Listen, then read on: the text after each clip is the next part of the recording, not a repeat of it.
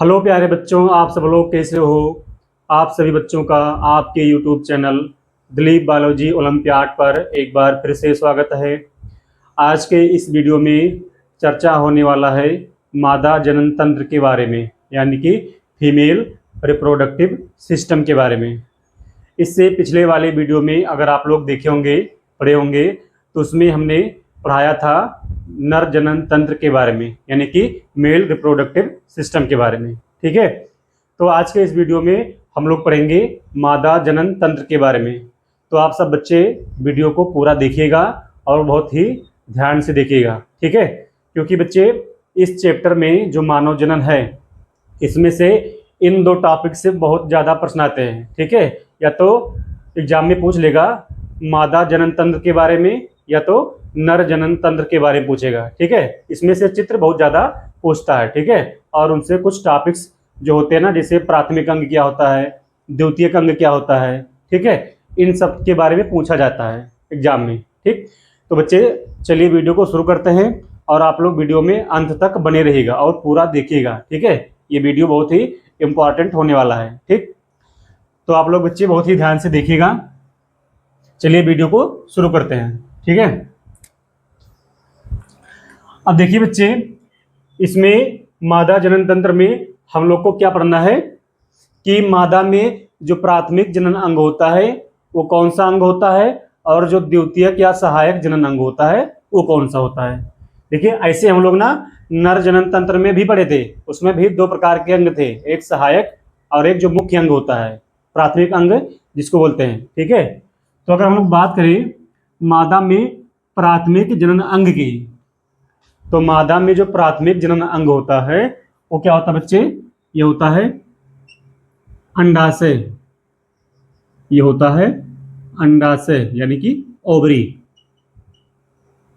ठीक है, ये आप लोग याद रखिएगा। जैसे नर में जो प्राथमिक जनन अंग था वो क्या था, वृषण था, यानी कि टेस्टिस। ऐसे मादा में जो प्राथमिक जनन अंग होता है ये होता है अंडाशय। देखिए बच्चे, प्राथमिक जनन अंग वह अंग होता है जिसमें जो है, कह लीजिए कि नर मतलब युग्मक का निर्माण होता है, जिसमें जो है युग्मकों का निर्माण होता है, युग्मकों का निर्माण होता है। ठीक है, प्राथमिक जनन अंग में ही युग्मकों का निर्माण होता है। ठीक, तो जैसे नर के अंदर जो वृषण था टेस्टिस, उसमें नर युग्मक यानी कि शुक्राणु बन रहा था, उसी प्रकार फीमेल्स के अंदर जो ओवरी होता है यानी कि अंडाशय, अंडाशय में युग्मक का निर्माण होता है। अब देखो, चूंकि हम लोग पढ़ रहे हैं मादा के बारे में यानी कि अंडाशय के बारे में, तो इसमें किस प्रकार का युग्मक बनता है, तो ये होता है एग, यानी कि अंडाणु। इसमें बनता है क्या, अंडाणु बनता है। ठीक है, एग। तो बच्चे याद रखिएगा, ये हो गया प्राथमिक अंग, या इसको बोल लीजिए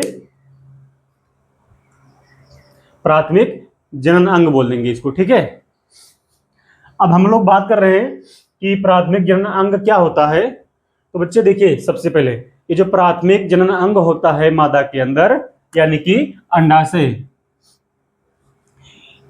अगर इसकी हम लोग संरचना देखें कि ये इसकी मतलब ये किस प्रकार का होता है, तो बच्चे ये जो है बादाम शेप का, बादाम के आकार का कुछ इसी तरीके से दिखता है। ठीक है, ऐसे जो फैलोपियन नलिकाएं होती है कुछ इस तरीके से ऐसे होता है। ठीक है, बादाम के आकार का। ठीक है, थोड़ा और चिपटा सा होता है। इसकी अगर हम लोग साइज की बात करें, साइज, तो ये 3 सेंटीमीटर लंबा होता है। अगर अंडाशय की बात की जाए तो अंडाशय 3 सेंटीमीटर लंबा होता है। ठीक है, और लगभग 2 सेंटीमीटर ये होता है चौड़ा, 2 सेंटीमीटर चौड़ा होता है। ठीक है, और 1 सेंटीमीटर, 1 सेंटीमीटर जो है मोटा होता है, 1 सेंटीमीटर मोटा होता है। यही है इसकी साइज।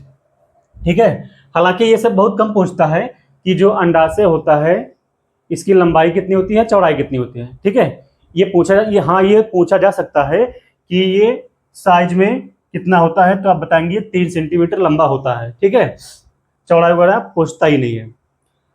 पूछेगा किस आकार का होता है, तो ये कुछ बादाम के आकार का होता है ना, जो बादाम खाने वाला होता है ना, कुछ उसी के तरीके से होता है। ठीक है, और बच्चे खास बात क्या है, ये जो अंडाशय होता है ये संख्या में कितनी होती है, तो ये होता है 2, यानी कि एक जोड़ी होता है। जैसे किडनी होता है ना, एक जोड़ी, एक लेफ्ट में एक राइट में, ऐसे ये जो अंडाशय होता है फीमेल्स के अंदर, इनकी भी संख्याएं 2 होती हैं। ठीक है, ये जो बच्चे उदर गुहा होता है ना, उदर गुहा हमारे मतलब मादा के शरीर के अंदर जो उदर गुहा होता है, ठीक है, इसके नीचे जो है ये एक लेफ्ट में और एक राइट में, ठीक है, दोनों साइड में, दोनों जो है साइड में ये पाए जाते हैं। ठीक है, दोनों किनारे पे, एक लेफ्ट में और एक राइट में। अभी हम लोग जब चित्र के माध्यम से समझेंगे इसको तो पूरा डिटेल पता चल जाएगा। ठीक है, अब देखिए बच्चे, ये तो जो अंडाशय होता है ये तो बच्चे के जन्म के साथ साथ ही बन जाता है। ठीक है, जब शरीर मतलब विकसित हो रहा होता है फीमेल्स के अंदर, मतलब जैसे मान लीजिए कि कोई लड़की है वो अपनी माँ की कोख में है, ठीक है, तो उसी दौरान जो है जब उसके शरीर का डेवलपमेंट हो रहा होता है, ठीक है, भ्रूण अवस्था के बाद, तो उसी दौरान जो है सब कुछ डेवलप होता है। ठीक है, अंडाशय वगैरह बन जाता है। ठीक है, संख्या में 2 होता है। और उसी जब मतलब मादा लड़की जब कोख में होती है, शरीर का डेवलपमेंट हो जाता है, तो बच्चे एक खास बात ये होता है कि इसके अंदर जो है एग उसी दौरान बन जाता है। ये तो थोड़ा मेल से अलग होता है। जैसे आप लोग पढ़े थे पिछले वीडियो में कि हम लोगों में जो है गैमीट का फॉर्मेशन कब होता है, जब हम लोग मैच्योर होते हैं, परिपक्व होते हैं, यानी युवा अवस्था में आ जाते हैं, तब यौनारंभ अवस्था में। ठीक है, यानी कि 12 से 13 साल या 14 साल के बाद। लेकिन बच्चे फीमेल्स के अंदर ऐसा नहीं होता है। फीमेल्स में जो है ऑलरेडी पहले से उनके अंडाशय में एग होता है, एग पाया जाता है। लेकिन अंतर क्या होता है दोनों में, इसमें जो है एग परिपक्व नहीं होता है, इसमें जो है एग परिपक्व नहीं होता है। ठीक है, होता तो है लेकिन वो बिना काम का होता है, मतलब वो अभी एक्टिवेट नहीं होता है, एक्टिव नहीं होता है। ठीक है, जैसे मान लीजिए कि ये अंडाशय है, ये डेवलप हो जाएगा, इसमें अंडे भी रहेंगे, लेकिन ये जो है क्या होगा, एक्टिव नहीं होगा, मेच्योर नहीं होता है। ये जब यौनारंभ आता है फीमेल्स के अंदर, तब उसी दौरान जो है ये मेच्योर होता है, एक्टिव होता है। ठीक है, तो ये हो गया प्राथमिक जननांग यानी कि अंडाशय हो गया। ठीक है, इसके बारे में। अब हम लोग बात करें द्वितीयक जननांग के बारे में। तो द्वितीयक जननांग में क्या क्या आएंगे, सबसे पहले तो आएगा गर्भाशय, गर्भाशय आ जाएगा, गर्भाशय एक ही होता है। ठीक है, एक जोड़ी अंडवाहिनी, अंडवाहिनी जिसको बोलते हैं ना फैलोपियन ट्यूब। और क्या आएगा, क्योंकि सहायक जनन अंग के बारे में बात की जा रही है, तो गर्भाशय हो गया, एक जोड़ी अंडवाहिनी हो गया, और हो जाएगा इसमें यौन भी आ जाएगा। ठीक है, यौन भी आ जाएगा। और क्या आएगा इसमें, स्तन ग्रंथियां। ठीक है, ये सब जो है अंग जो है ये सहायक जनन अंग के रूप में फीमेल्स में काम करते हैं, या द्वितीयक जनन अंग के रूप में काम करते हैं। ठीक है, प्राथमिक में केवल आएगा अंडाशय, ओवरी। ठीक है, और सहायक में गर्भाशय, गर्भाशय एक होता है, अभी इसके बारे में चर्चा करते हैं। ठीक है, और एक जोड़ी अंडवाहिनी यानी कि संख्याओं में 2 होगा, योनि एक होता है, स्तन ग्रंथियां होती हैं। ठीक है, तो चलिए इसको ना पूरा ये जो संरचना है हम लोग इसको एक चित्र के माध्यम से समझते हैं। ठीक है, कौन सा अंग कहाँ पे स्थित है, ठीक है, उसके बारे में। तो पहले इसको मिटा देते हैं।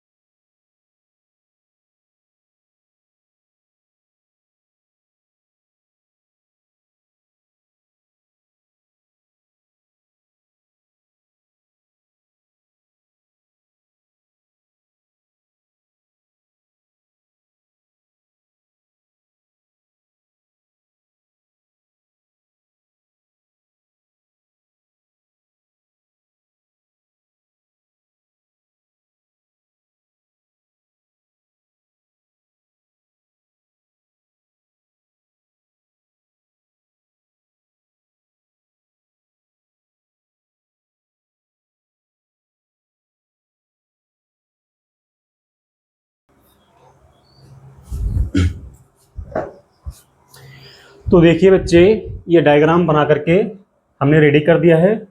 तो चलिए अब हम लोग इसके बारे में, एक एक पार्ट के बारे में और उसके फंक्शंस के बारे में जान लेते हैं फटाफट। ठीक है, तो आप लोग वीडियो में बने रहिएगा।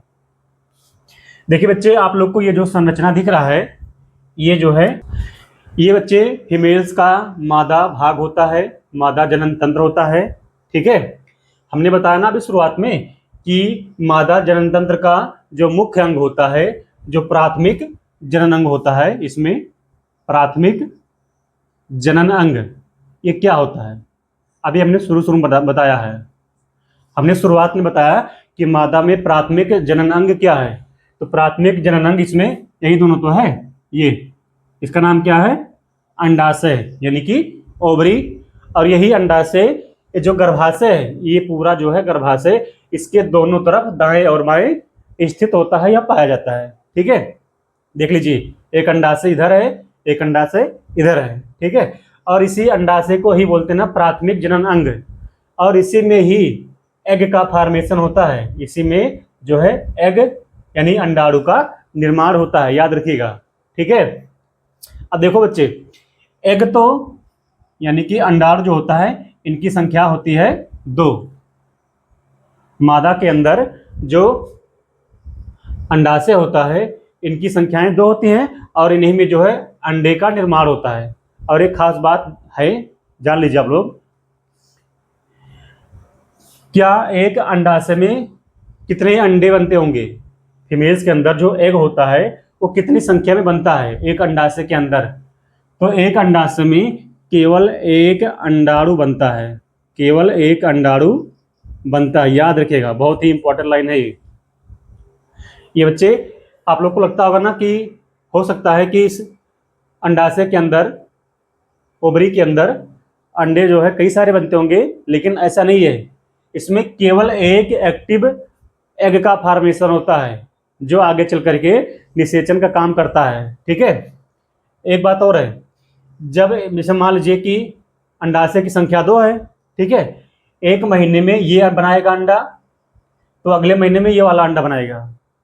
ठीक है, ऐसा नहीं है कि दोनों जो है अंडाशय एक बार काम करते हैं, एक ही महीने में एक साथ नहीं, दोनों पारी पारी काम करते हैं। जैसे मान लीजिए कि जनवरी में जो मतलब जैसे मान लीजिए कि जनवरी महीने में ये वाला जो है अंडाणु बना दिया, यानी कि ये वाला जो अंडाशय है, ओवरी है, इसमें अंडा बन गया, तो फरवरी में ये बंद हो जाएगा, ये चुप हो जाएगा, ये वाला अंडा बनाएगा। ठीक है, तो ये चीज़ याद रखिएगा, एक साथ दोनों ओवरी काम नहीं करते हैं। एक महीने ये बनाएगा तो एक अगले महीने जो है दूसरा अंडाणु बनाएगा। तो ये हो गया बच्चे ओवरी के बारे में। ठीक है, अब देख लीजिए, ओवरी के ऊपर ना कुछ ऐसे उंगली की जैसी संरचना दिख रही होगी आपको, ऐसे। ठीक है, जिसको बोल देते हैं ना झालर। ठीक है, और इसके ऊपर आप लोग को ना कुछ इस तरीके से संरचना, थोड़ा फैला हुआ सा, इसको बोलते हैं ना कीपक। यही बच्चे कीपक और जो झालर होता है ना, यही जो है अंडाशय को पकड़ने में, होल्ड करने में सहायता करता है। ठीक है, तो ये भी प्रश्न उठता है कि जो अंडाशय को होल्ड करने में या पकड़ने में काम आता है, उसका नाम बताइए लास्ट में। तो ये होता है कीपक या झालर होता है। ठीक है, अब इसके बाद जो है बच्चे, ये लाइन यहाँ से शुरू हो रहा है, ये रास्ता देखिए ऊपर की तरफ जा रहा है, इस नली को बोल देते ना अंडवाहिनी या फैलोपियन ट्यूब बोल देते हैं, या फैलोपियन नलिका बोल देंगे। ठीक है, देखो नाम है अंडवाहिनी। अंडवाहिनी नाम इसको इसलिए रखा गया है क्योंकि ये जो है अंडे का वाहन करता है। अरे भाई, इसमें अंडा ही तो बन रहा है, अंडाशय के अंदर अंडा ही तो बन रहा है, तो अंडे को ले जाने वाला जो रास्ता है, इसको बोल देते ना अंडवाहिनी। ठीक है, देखिए दोनों तरफ सेम टू सेम होता है, इधर जो है सेम टू उधर भी रहेगा, वही चीज। ठीक है, चाहे इसकी बात करें हम लोग, चाहे इसकी बात करें। तो हमने बताया इधर कि पहले अंडाशय हो गया यानी ओवरी, ओवरी के बाद झालर हो गया, फिर कीपक, उसके बाद जो नली दिख रही है ये आप लोग को, इसको बोल देते हैं ना अंडवाहिनी। ठीक है, अब अंडवाहिनी के थोड़ा और आगे देखेंगे, इस साइड में ये जो थोड़ा आप लोग को उभरा हुआ भाग दिख रहा है, मतलब ये भी अंडवाहिनी का ही भाग है, वही रास्ता है, लेकिन थोड़ा सा ये फूला हुआ है, उभरा हुआ। इसको बोल देते ना एम्पुला भाग, एम्पुला। अभी बताएंगे एम्पुला में क्या होता है। ये इधर भी ऐसे होता है, ठीक है। ये पूरा बॉडी हो गया गर्भाशय का, ये वाला, ठीक है। और ये जो पूरा संरचना दिख रहा है ये सब पूरा, ये हो गया गर्भाशय। ये किसका चित्र हो गया? ये हो गया गर्भाशय का, ठीक है। ये वाला पूरा गर्भाशय में बच्चे मुख्यतः 3 परत होता है, 3 लेयर से मिलकर यूटेरस का निर्माण होता है। गर्भाशय को बच्चे हम लोग क्या बोलते हैं? कोख, ठीक है। और मतलब कोख में ही तो बच्चे बनते हैं, आप लोग सुने होंगे ना, कोख में बच्चा पल रहा होता है, ठीक है। इसी को बोलते हैं ना कोख, या ओम बोल देंगे, ठीक है, या गर्भाशय बोल देंगे। और गर्भाशय का आप लोग संरचना देख रहे होंगे बच्चे, कुछ ऐसे, ऊपर से चौड़ा सा, नीचे से पतला सा। ये ना उल्टी नाशपाती के आकार का होता है। अगर हम लोग बात करें थोड़ा इसके बारे में, गर्भाशय के बारे में, तो ये जो होता है उल्टी नाशपाती,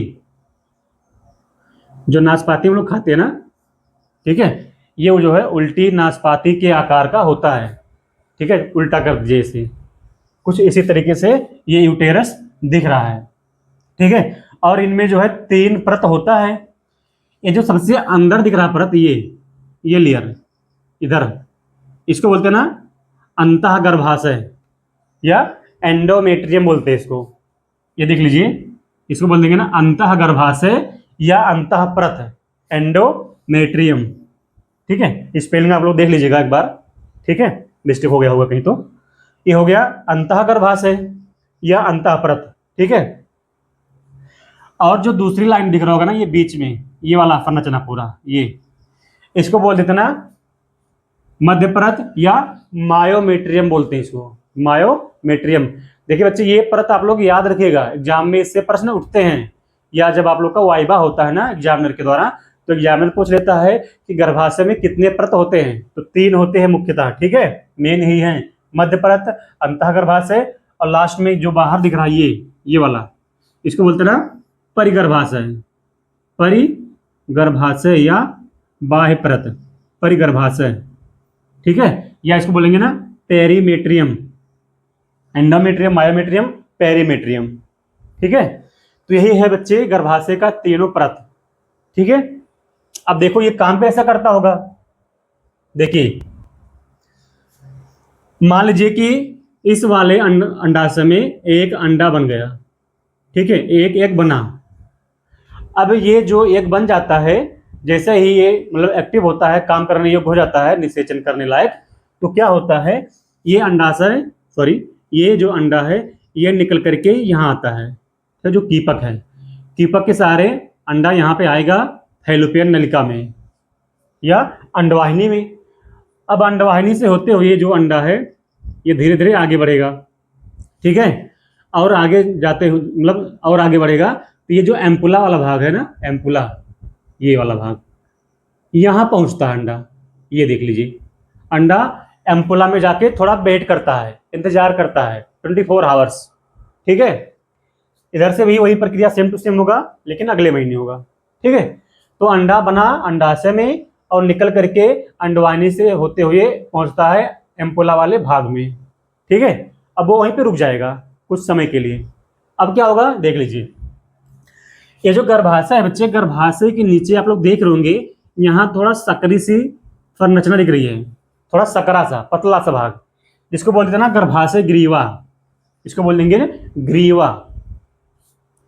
और ग्रीवा के नीचे वाला जो भाग है ये जाकर के योनि में खुलता है, इसको बोलते हैं ना योनि, ठीक है।